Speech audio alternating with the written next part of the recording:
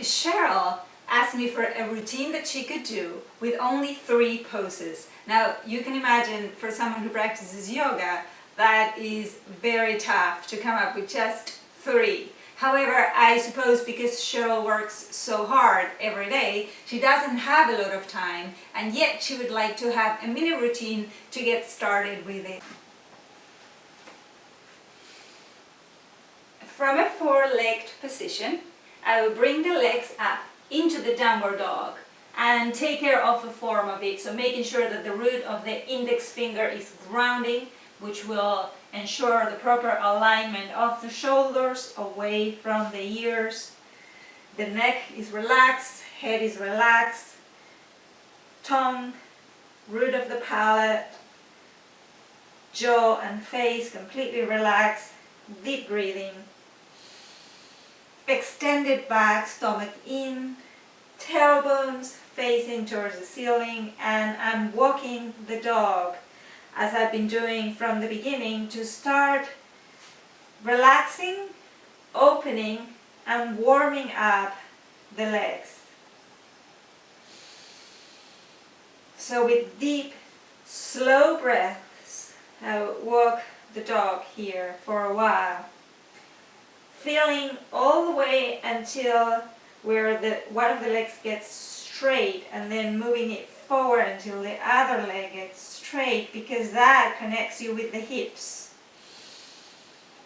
Downward dog is the first pose. No tension in the neck. And finally, leaving the legs where they are into the full down dog form, stomach in.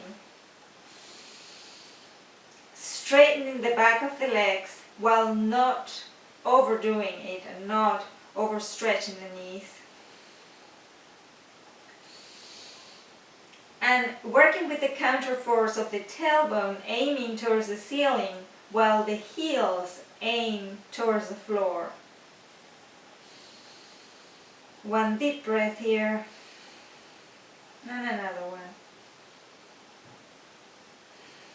one. Good. Now I will lift the right leg up just a tiny bit, enough to bring it forward for what will be a forward bend hip opening. So what I'm doing is I'm adopting Pigeon Pose, having the leg at a certain angle where I'm not too uncomfortable, but yet I have a little bit of an edge so that I feel it. And the left leg is extended behind me. From here, I inhale to straighten, stomach in, chest open, and leading with the chest. Rather than going down, I'm going to think of going forward on the exhale. And right there, you're feeling it in the hips. The chest goes forward, relaxing and melting into a hip opener. The breath is incredibly important here, never forcing. Inhale, exhale, lead with the chest to go forward, and that produces a down movement. Inhale, exhale, relax and let it all go. Inhale one more time. Exhale. And one last time, inhale. Feel the edge, feel the hips opening and releasing, and exhale. And then slowly begin to come back up. The second pose is Pigeon Pose.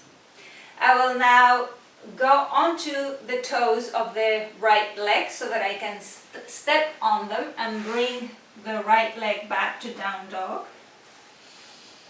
And lift the left leg slightly just so that I can move it forward for pigeon on the other side.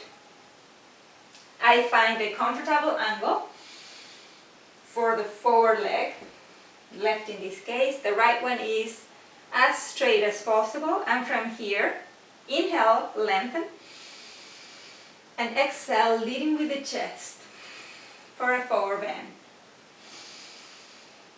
Inhale, exhale. Breathing is the most important part of every pose in yoga.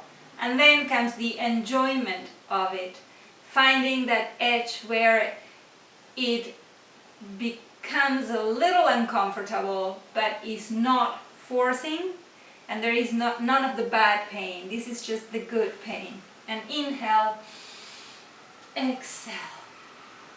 Let it all go here in forward bend, pigeon pose. Inhale. Feel the muscles along the upper thigh and all around the upper portion of the leg, stretching and relaxing. While you inhale and exhale, feel the hips opening as well. One more. Inhale, exhale. Inhale, exhale. Slowly on an inhale, come up. And we're going to now bring that right leg to the front and lay down on the mat for the third pose. And the third pose is a very simple back bend, which is usually recommended after forward bends. They go together very well so that the body is balanced in the nervous system. So I'm going to bring the heels as close to the buttocks as I can, and from here think going up and forward with the hips. The legs are pointing forward, the knees are pointing forward, and more importantly the toes are pointing forward. And if I can keep going higher, I can put my hands under the waist and breathe here. The key is not to put too much tension here on the area of the front of the neck, and to make sure that the legs are engaged, that they don't go to sleep like this, but rather that they are active and engaged, and to breathe. And exhale.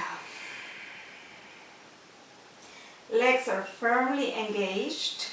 If I can move the elbows in, that will give me a little bit more of an opening in the front of the body. Inhale, exhale, and one last one. Inhale and exhale. Release the hands and very slowly come down. Straighten the legs, and always remember to take a little bit of a rest pose after any yoga practice with an inner smile and a relaxed face, roof of the palate, tongue, and jaw.